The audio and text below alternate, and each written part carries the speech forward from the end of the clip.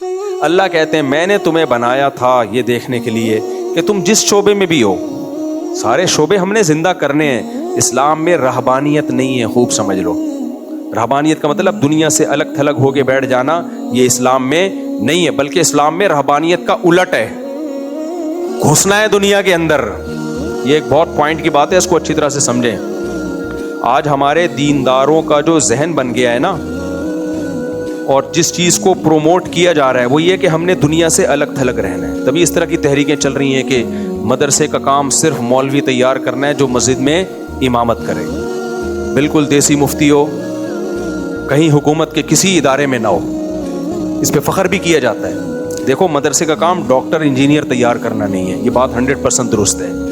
Doctor engineer تیار کرنا یونیورسٹیوں کا کام ہے، لیکن مدرسے کا کام ایسے علماء تیار کرنا جو حکومتی اداروں میں جائیں، یہ ہے مدرسے کا کام۔ کیونکہ اگر آپ ریاست سے الگ تھلگ ہو کے بیٹھ گئے، آپ کے پاس پاور بولو ختم، اور باطل لوگ ان شعبوں میں چلے جائیں گے۔ تو یہ تو رہبانیت ہے نا۔ اس رہبانیت، اگر نبی صلی اللہ علیہ وسلم اس طریقے کو پسند کرتے تو آپ حکومت اپنے ہاتھ میں لیتے؟ اسلام اسٹیٹ چاہتا ہے، ریاست چاہتا ہے، تو ریاست تو ریاستی اداروں میں جانے سے ہاتھ میں آئے گی۔ ریاستی اداروں سے بائیکاٹ کر کے ریاست کہاں سے ہاتھ میں آئے گی؟ نہیں آئی میرا خیال ہے بات سمجھ میں۔ ریاست تو ان اداروں میں جا کے آپ کے کنٹرول میں آئے گی جن اداروں جو ریاست کو چلاتے ہیں، ان میں سیاست بھی ہے، ان میں بیوروکریسی بھی ہے، ان میں عدلیہ بھی ہے، اس میں فوج بھی ہے۔ تو اگر ہم یہ خود ہی مان لیتے ہیں کہ مدرسے کا یہ کام ہی نہیں ہے، تو باطل تو کہے گا زندہ آباد، لیکن ہم تو چاہتے تم الگ تھلگ رہو، تم نے خود ہی کہہ لیا کہ ہم تو آئیں گے ہی نہیں۔ تو عجیب سی بات ہو گئی میرے بھائی۔ تو ہاں علماء کا کام مسجدیں سنبھالنا بھی ہے، مدارس سنبھالنا بھی ہے، لیکن صرف یہ نہیں ہے۔ تبھی تو ہم سیاست میں بھی علماء کے آنے کے قائل ہیں، ورنہ پھر سیاست بھی چھوڑ دو، کیونکہ سیاست میں آ کے بھی کچھ نہ کچھ تو آپ کو حکومت سے بینیفٹس لینے پڑتے ہیں۔ بلکہ سب سے بڑا بینیفٹ تو یہ کہ آپ حکومت سے کرسیاں لے رہے ہیں، ٹھیک ہے نا، یہ تو سب سے بڑی سہولت ہے۔ آپ کا کیا خیال ہے، جب آپ مشرف سے کرسی لیں گے تو مشرف کی کچھ باتیں نہیں مانیں گے آپ؟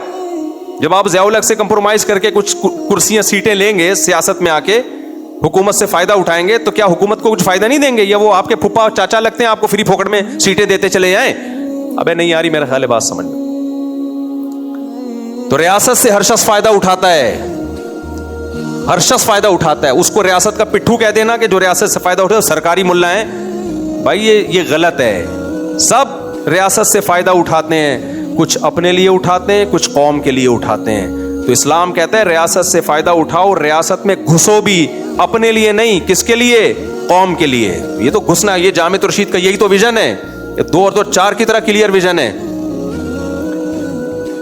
تو اب اس کو کیا بنا کے پیش کر دیا جامع رشید والوں کو؟ سرکاری ملا، سرکاری ملا۔ او بھائی سرکاری ملا ہوتے نا، مفتی عبد الرحیم صاحب کی آج جائیدادیں ہوتی، 2 ٹکا نہیں ہوتا وہ گھر میں بھی۔ ابھی بھی سبزی، مجھے کل کسی نے بتایا ان کے قریبی 1 مہینے سے گھر میں گوشت نہیں پکائے، کیونکہ اساتذہ کی تنخواہیں نہیں جا رہی ہیں، تو کہہ رہے ہیں ان کے گھر میں بھی نہیں آ رہی، ورنہ محتمم کے اپنے پراٹھے چل رہے ہوتے ہیں بہت سے، سب کی بات نہیں کر رہا۔ تو اس لیے یہ جو آج کل میڈیا کی جنگ ہے نا، الزامات، تہمتیں، اور یاد رکھو زیادہ الزام وہی لگائے گا جو خود مبتلا ہوتا ہے، زیادہ الزام اکثر وہی لگا رہا ہوتا ہے۔ تو ریاست سے اسلام الگ نہیں ہو سکتا میرے بھائی، اٹ از کالڈ رہبانیت۔ حدیث میں آتا ہے لا رہبانیت فی الاسلام۔ ہم جنگلوں میں رہیں گے تو پھر ریاست سے الگ ہیں، جب ہم شہروں میں رہتے ہیں، آبادیوں میں رہتے ہیں، تو ہمارا ریاست سے لنک ہوگا، ریاستی اداروں میں بھی جائیں گے، اور جائز طریقے سے ریاست کو کنٹرول میں لانے کی بھی کوشش کریں گے۔ ریاست کو کنٹرول میں لانے کے 2 ہی طریقے ہیں، یا تو بغاوت کر لو، تلوار لے کے چڑھ جاؤ، اس سے خون خرابے کے علاوہ کچھ بھی حاصل نہیں ہوگا۔ اس سے یہ نہیں کہ خلیفہ آ جائے گا، خلیفہ نہیں آئے گا، ملک کے 4-5 ٹکڑے ہو جائیں گے اور غیر مسلم طاقتیں قبضہ کر لیں گی۔ دوسرا طریقہ ہے تمیز سے، تعلیمی اداروں کے ذریعے، اور اپنے مدرسے کی صنعت کو ایسا ویلیویبل بناؤ کہ آپ کا مدرسے کا عالم ہر ادارے میں جا سکے۔ نظام تعلیم آپ کا ہو، وہ گورنمنٹ کا نہ ہو۔ اگر گورنمنٹ کا نظام تعلیم آ گیا پھر نقصان ہوگا، پھر گورنمنٹ ہی کے سرکاری مولوی پیدا ہونا شروع ہو جائیں گے۔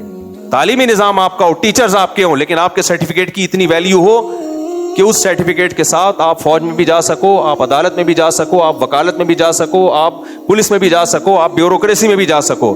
یہ جرم ہم سے ہوا ہے جس کی وجہ سے پورا ملک ہمارے ہاتھ سے نکل گیا. اب ہم رو رہے ہوتے ہیں, چند فیصد لوگ ہیں جو ہمیں کوڑے مار رہے ہیں, جو قانون پاس نہیں ہونے دے رہے, جو یہ نہیں ہونے دے رہے. بھائی وہ چند فیصد لوگوں نے محنت کی, وہ ایسے پاورفل اداروں میں چلے گئے. ہم نے محنت ہی نہیں کی, ہم نے ذہن یہ بنایا کہ ہمارا یہ کام ہی نہیں ہے, ہمارا کام صرف مسجد اور مدرسہ ہے. تو بھائی جب آپ خود مان رہے ہو کہ ہمارا کام ہی نہیں ہے ریاستی اداروں میں گھسنا, تو پھر جب ریاستی ادارے آپ کے خلاف گڑبڑ کرتے ہیں تو پھر شور کیوں مچاتے ہو؟ اپنے بندے تو تمہارے ہیں ہی نہیں وہاں.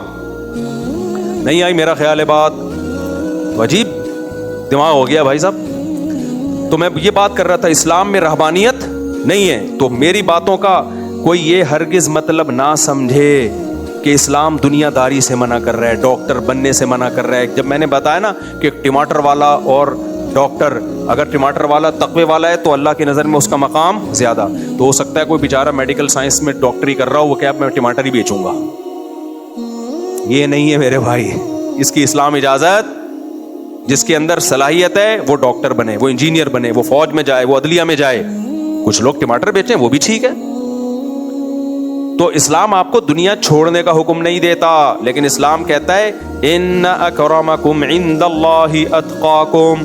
اللہ کی نظر میں مقام ڈاکٹر کا اس وقت اونچا ہوگا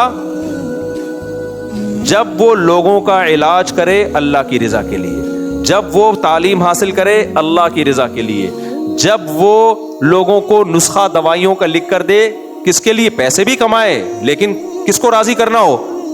بھائی وہ چرسی بھی بن سکتا تھا, وہ ہیروئن کا کام بھی کر سکتا تھا. دیکھو نبی صلی اللہ علیہ وسلم نے فرمایا کہ جب کوئی شخص اپنی بیوی سے اپنی خواہش پوری کرتا ہے اس میں بھی اللہ اجر دیتے ہیں. صحابہ نے فرمایا یار سے تو اپنی خواہش پوری کر رہا ہے, اس پہ اجر کیسا؟ نبی نے فرمایا اگر وہ یہ خواہش حرام طریقے سے پوری کرتا, اس کے پاس آپشن تھا نا. انگریز کیا شادی کر کے کرتے ہیں اپنی خواہشات پوری؟ فرمایا وہ حرام بھی کر سکتا تھا, لیکن حرام کو چھوڑ کر حلال پر آیا. تو فرمایا اگر حرام کرتا تو گناہ ملتا؟ صحابہ نے کہا ضرور. فرمایا کیا بات ہے کہ تم حرام میں گناہ کو گناہ مان رہے ہو اور وہ حرام چھوڑ کے حلال کر رہے ہو, اس میں نیکی نہیں مان رہے, ثواب نہیں مان رہے اس کو. یعنی نبی نے صحابہ کا سوال صحابہ ہی پہ لوٹا دیا. تو ایک ڈاکٹر اگر وہ چرسی بھی بن سکتا تھا. کیا خیال ہے؟ چرسی سے میرے بعد چرس کا بزنس کرتے ہیں نا بہت سے لوگ. بچے میڈیکل سائنس میں نہیں, میڈیکل کالج میں نہیں پڑھتے, پھر سارا دن کیا کر رہے ہوتے ہیں؟ گٹر کے ڈھکنوں پہ بیٹھ کے ٹائم ضائع کرتے ہیں. جب جیب میں پان گٹکے کے پیسے بھی ختم ہوتے ہیں, بندوق اٹھاتے ہیں, چھیننا شروع کر دیتے ہیں لوگوں سے. تو آپ تجارت تاجر بنو, آپ کوئی بھی اچھے شعبے میں جاؤ گے, اسلام اپریشیٹ کرتا ہے اس کو, اس کی تعریف کرتا ہے. نبی صلی اللہ علیہ وسلم نے تو یہاں تک فرما دیا خیارکم فی الجاہلیت خیارکم فی الاسلام. جو کفر میں جاہلیت میں قوم کے اونچے لوگ تھے, جب اسلام لے آئے تو اب اسلام میں بھی اونچے وہی ہیں, لیکن کفر میں اونچے تھے دنیا کے لحاظ سے, لیکن اللہ کے نافرمان تھے, آخرت میں وہ اونچے نہیں تھے. لیکن وہی اونچے جب مسلمان ہو گئے, ایک فالٹ تھا ناشکری کا, وہ فالٹ جیسے ہی دور ہوا تو اب وہی اللہ کی نظر میں بھی کیا ہو گئے؟ اونچے ہو گئے. تو اس سے پتہ چلتا ہے پڑھا لکھا آدمی اللہ کی نظر میں اس کی ویلیو زیادہ ہے بنسبت ان پڑھ کے. قل هل يستوي الذين يعلمون والذين لا يعلمون. کیا جاننے والے اور نہ جاننے والے برابر ہو سکتے ہیں؟ اللہ خود کہہ رہا ہے یعنی یقیناً برابر نہیں ہو سکتے. تو جاننے والے کی ویلیو زیادہ, نالجیبل آدمی کی ویلیو زیادہ. تو جو بھی تعلیم سے متعلق شعبہ ہے اگر آپ اس میں ترقی کرتے ہیں تو اللہ کی نظر میں آپ کی ویلیو اس سے زیادہ ہے جس کے پاس نالج نہیں ہے. لیکن یہ شرط ہے کہ بشرطے کہ وہ اللہ کا شکر گزار ہو. اگر نہیں ہے تو پھر جو مرضی کر لے بھائی, اللہ کی نظر میں مقام حاصل نہیں ہو سکتا. سمجھتے ہو کہ نہیں سمجھتے ہو, تو ہم یہ نہیں کہہ رہے. تبھی یہ جو علماء پہ اکثر اعتراض کر رہے ہوتے ہیں نا لوگ, میرے پر بھی 2 مولاناؤں پر ایک کلپ آیا ہے ابھی یوٹیوب پہ, بڑا پھیلا ہے, وہ بڑے ویورز ہیں اس کے. اس میں اس نے بتایا کہ یہ مولوی دیکھو پہلے کیا تھے ابھی کیا ہیں. ہمیں یہ کہتے ہیں کہ کھجور سے روزہ افطار کرو, اور میرا نا بکرے والی ویڈیو آئی ہوئی ہے, بکرا ہے سامنے میں یوں اٹھا اسٹائل, اور گاڑیوں میں یہ وہ فلانا اس طرح نا, اور امریکہ اور کینیڈا اور یہ ٹھش پیش. تو یہ وہ بے وقوف ہیں جن کو جیلیسی ہے. مولویوں نے ایک دفعہ بھی نہیں کہا کہ لگژری لائف اسٹائل مت رکھو, یہ اسلام کی تعلیمات بولو ہے ہی نہیں. اگر آپ کے پاس کھجور کے علاوہ بھی چیزیں روزہ افطار کرنے کے لیے پھر بھی نہیں کر رہے تو یہ کنجوس کہلاؤ گے آپ, سادہ نہیں کہلاؤ گے. سمجھ رہے ہو کہ نہیں سمجھ رہے؟ آپ مسور کی دال کھا رہے ہو جبکہ آپ کے فریج میں مرغا رکھا ہوا ہے. تو شریعت اس کو سادگی نہیں کہتی, شریعت اس کو کیا کہتی ہے؟ کنجوسی. تو بھائی حضرت عثمان کی لگژری لائف تھی,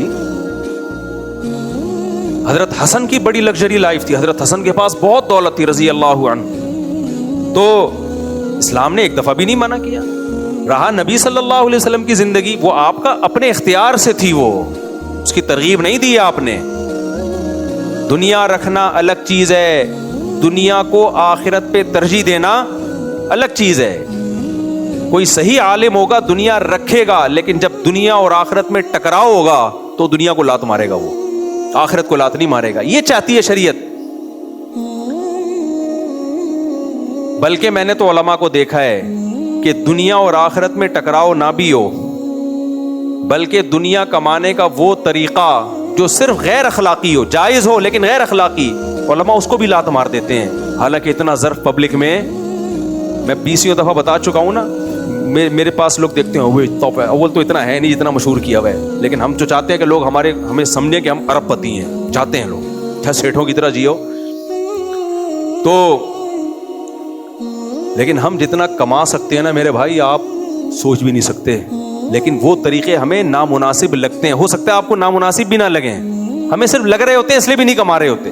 میں اگر صرف ایک کام شروع کر دوں, لوگوں کا افتتاح کروں جا کے, کوئی ہوٹل کھل رہا ہے, کوئی دکان کی اوپننگ ہو رہی ہے, اور میں اپنا کمیشن رکھ لوں, میرے پاس نوٹ گننے کے پیسے نہیں ہوں گے. سمجھ رہے ہو, نوٹ گننے کے پیسے نہیں ہوں گے, اتنے پیسے آئیں گے. میں یہ کام نہیں کرتا. حالانکہ جائز ہے یہ.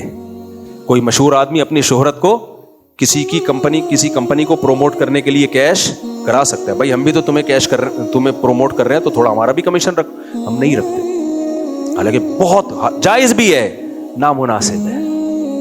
کیا لگتا ہے یہ علماء پہ سوٹ؟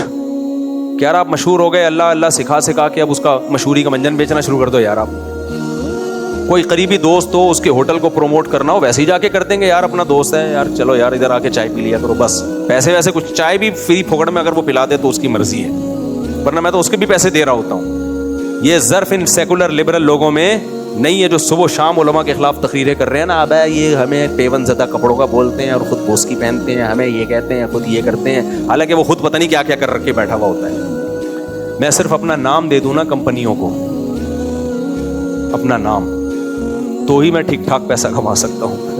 ہوائی باتیں نہیں, آفریں ہیں نامناسب. اور ابھی تو ہم امریکہ کینیڈا کا دورہ کر کے آئے ہیں, وہاں تو کمرشل ہی ہے ہر چیز. اس میں چاہتا بھائی کروڑوں, ایک بیان کے میرے کو اتنے ڈالر دو تو میں آؤں گا, بس. میرے تو وہیں وارے نیارے ہو جاتے. ہم نے تو وہاں بھی فری پھوکڑ کے بیانات رکھے ہوئے, بلکہ پابندیاں لگا کے تھک گئے کہ کسی کمبخت کو میرے نام سے پیسہ لینے کی اجازت. بہت وہاں کیا ہو رہا ہے, یہاں سے کچھ اسکالرز جاتے ہیں, جو انوائٹ کر رہا ہے نا اس کا بھی کھانچا ہوتا ہے, جس کو انوائٹ کیا جا رہا ہے اس کا بھی کھانچا. پھر مسجدوں سے پیسے لیے جاتے ہیں, کچھ یہ کمیشن کچھ ادھر کمیشن, اتنے موٹے مجھے بھی لفافہ ملتا ہے ہدیے کے, جو جس میں کوئی کمیشن کا کوئی عنصر نہیں ہوتا. کوئی محبت میں دے دے, میں بھی لفافے دے دیتا ہوں. محبت میں تو کوئی کسی کو کچھ بھی دے سکتا ہے نا, گورنمنٹ کی طرف سے پابندی نہیں ہے. اور میں نے ہدیے میں یہ بھی پابندی لگائی ہے کہ کسی کمبخت نے مجھے ہدیہ دینے کی کسی دوسرے کمبخت کو ترغیب دیتے ہوئے پکڑا گیا نا, اس کو نہیں چھوڑوں گا میں. کئیوں کو میں نے ایسے, جیسے یہ نہیں ایسا, لیکن ایک مثال دے رہا ہوں. یہ گیا ان کے پاس, مفتی صاحب آ رہے ہیں, یار مفتی صاحب کو کچھ ہدیہ تو دینا چاہیے نا, پتا کتنے دے گا, کتنے ڈالر دوں گا. مجھے پتا چل گیا, تو میں نے ان دونوں کو پھر پکڑا ہے اور لوگوں کو فون کر کے کہا اس کمبخت سے ہوشیار رہنا, یہ بھکاری بنا رہا ہے مجھے. ہدیہ وہ ہوتا ہے جو آپ کے دل میں خود بخود جس کا خیال آئے, جا کے ترغیب دینا کہ آپ مفتی صاحب کو ہدیہ دیں, آپ مفتی, یہ اٹ از کالڈ بھیک. اس کو نام کیا دے دیا گیا ہے ہدیہ کا. بھیک کا کیا مطلب ہوتا ہے؟ مانگنا. فقہاء نے لکھا ہے العبرۃ للمعانی لا للالفاظ. شریعت الفاظ کے بکھیڑوں کو میں نہیں پڑتی, شریعت دیکھتی ہے حقیقت میں کیا ہو رہا ہے. دیکھو میں نے آپ کو کہا یہ پگڑی میں نے آپ کو گفٹ دی, آپ ایک دم خوش ہو گئے. میں نے کہا 10,000 روپے میں گفٹ دے دی میں نے آپ کو, تو بھائی گفٹ نہیں ہے, یہ بیچ رہے ہو آپ. عمل خرید و فروخت کا ہو رہا ہے, نام کیا دیا جا رہا ہے؟ یار میں کو لے تھوڑی رہا ہوں گفٹ آپ سے, ایسے ٹینشن میں چلے گئے جیسے پتہ نہیں. کوئی گفٹ دے دے اپنی خوشی سے, بہت اچھی بات ہے یار. نبی نے فرمایا تہادو تحابو, ایک دوسرے کو ہدیے دیا کرو, اس سے آپس میں محبت. آپ یہ کہہ سکتے ہو کہ دے ہی کیوں, آپ کیوں نہیں دیں, تو کس نے کام نہیں دیتے بھائی, ہم بھی دیتے ہیں گفٹ. تو گفٹ ایک الگ چیز ہے بھائی, وہ تو کسی کے دل میں محبت ہو, خیال ہو, دے سکتا ہے, 100 دفعہ دے, 100 دفعہ لے وہ گفٹ. لیکن ہو کیا رہا ہے ان باہر ملکوں میں, اس پہ میں 2 بیان بہت ڈیٹیل سے کر چکا ہوں, ابھی مزید اس میں نہیں جاتا. سب کمرشل بنا ہوا ہے, کمرشل. تو یہ چیز اگر یہ کمانا چاہیں تو 20 طریقوں سے کما سکتے ہیں. تو بار بار میں یہ بات کہتا ہوں, لا رہبانیت فی الاسلام, اس حدیث کو یاد رکھ لو. بلکہ قرآن میں کیا آتا ہے, وَرَهْبَانِيَّةً ابْتَدَعُوهَا, یہود و نصارہ جو تباہ ہوئے ہیں نا, اس کی ایک بہت بڑی وجہ تھی رہبانیت جو انہوں نے گڑھ لی تھی, اور آج ہم بھی اسی ٹریک پر چل رہے ہیں. یعنی مسلمان جتنا بڑا مکھنچو ہوگا نا اتنا نیک سمجھا جاتا ہے. مکھنچو سمجھتے, کبھی 1-2 دفعہ میں 2-4 مکھنچو لا کے دکھاؤں گا, لیکن وہ پھر ناراض ہو جائیں گے. جتنا بڑا مکھنچو. تو ہم تو کوشش کر رہے ہیں کہ مدرسہ کہیں بھی نہ جائے, مدرسہ کہ جو فارغ شدہ عالم ہے وہ کسی کام کا ہی نہ ہو, اس کے سرٹیفکیٹ کی کوئی ویلیو ہو ہی نہیں, نہ وہ فوج میں جائے, نہ وہ بیوروکریسی میں جائے, نہ وہ حکومت میں جائے, نہ وہ کسی یونیورسٹی میں لیکچرار لگے. بھائی آپ تو اپنے پاؤں پہ خود ہی کلاڑا مار رہے ہو. دیکھو بس جلدی سے بات کو میں ختم کرتا ہوں, وقت بہت ہو گیا. نبی صلی اللہ علیہ وسلم کی سیرت اور آپ کے ذمہ جو اللہ نے کام لگایا ہے نا, اس کے 2 پہلو ہیں, یہ بس سبق کے طور پہ یاد کر لیں. پیغمبر جو دنیا میں آئے کتنے کاموں کے لیے, بولو نا, جو نبوت کے کام تھے کتنے, 2. ان 2 میں ایک تھا ریاست اور ایک تزکیہ, پرسنلی لوگوں کی اصلاح کرنا, یہ بھی تھا, اور ریاست قائم کرنا, یہ بھی تھا. اگر آپ ریاست کو نکال دو نا اس سے, سارے پروسیس سے, بس لوگوں کو اللہ اللہ سکھانا ہے, داڑیاں رکھوانی ہے, نمازی بنانا ہے, پرہیزگار بنانا ہے, تو آدھا کام تو نبوت کا آپ نے ختم کر دیا. اور اس آدھے کام سے یہ دوسرا بھی تھوڑی دنوں میں خود ہی ختم ہو جائے گا. بہت مشکل ہے یار, بہت مشکل ہے بات سمجھا. دیکھو نبی صلی اللہ علیہ وسلم کی جو نبوت تھی یہ قرآن سے ثابت ہے, ارسل رسولہ بالہدی ودین الحق لیظہرہ علی الدین کلہ. اللہ تعالیٰ کہتے ہیں میں نے اپنے نبی صلی اللہ علیہ وسلم کو, محمد صلی اللہ علیہ وسلم کو بھیجا ہدایت کے ساتھ, لیظہرہ علی الدین کلہ, تاکہ آپ اس کو تمام ادیان پہ غالب کر دیں. تو غلبہ اسٹیٹ کے ساتھ ہوتا ہے یا وداؤٹ اسٹیٹ ہوتا ہے؟ کبھی ایسا ممکن ہے کہ اسٹیٹ کے بغیر آپ ہو اسٹیٹ کے ماتحت اور آپ کا اس اسٹیٹ میں غلبہ ہو؟ یا تو بغاوت ہوگی اور آپ کی اپنی اسٹیٹ قائم ہو جائے گی, یہی ہوگا نا. کسی اسٹیٹ کے تحت آپ رہتے ہیں, یا تو اسٹیٹ آپ کے ہاتھ میں آئے گی یا آپ اس اسٹیٹ کے تحت ہی رہو. تیسرا آپشن پریکٹیکلی ممکن نہیں ہے. تو اب اسٹیٹ میں جانے کے 2 طریقے ہیں, یا تو آپ بغاوت کر لو, خون خرابہ کرو, یا آپ کے پاس کیا طریقہ ہے, ان تمام اداروں میں گھسنے کی کوشش کرو. قیامت آنے والی ہے, میں آپ کو بتا دوں. گٹر لینڈ ڈل گئی ہماری سامنے کی, یہ جو روڈ کھدا ہوا ہے نا, مجھے تو ابھی تک یقین نہیں آ رہا کہ میں خواب دیکھ رہا ہوں یا میں جاگ رہا ہوں. سامنے گٹر لینڈ ڈل گئی ہے. بہت حیرانگی کی بات ہے, یہ ہوا کیا ہے؟ ہو سکتا ہے ہم سب کی آنکھ کھلے, ہم خواب دیکھ رہے ہوں. تو یہ کس سے تعاون لیا ہم نے, بولو؟ میں خود گیا تھا DC آفس, پورا ٹولہ لے کر گیا تھا, سمجھایا, گھنٹوں بٹھایا. وہ 4 شادیوں کی بحث انہوں نے چھوڑ دی, ڈپٹی کمشنر نے. وہ 4 شادی نہیں کرنی چاہیے. میں نے کہا یار ہمارا گٹر سیٹ کروا دو یار. اچھا ہاں, وہ 4 شادیوں کی بات بھی انہوں نے کیسے چھوڑی؟ انہوں نے کہا کہ اصل میں یہ گٹر بند اس لیے ہو رہے ہیں کہ بچے بہت پیدا ہو رہے ہیں. یار اب دیکھو یار, یہ اب تو پرانا واقعہ ہوگا, اب کسی کو پتہ نہیں چلے گا, غیبت نہیں ہوگی.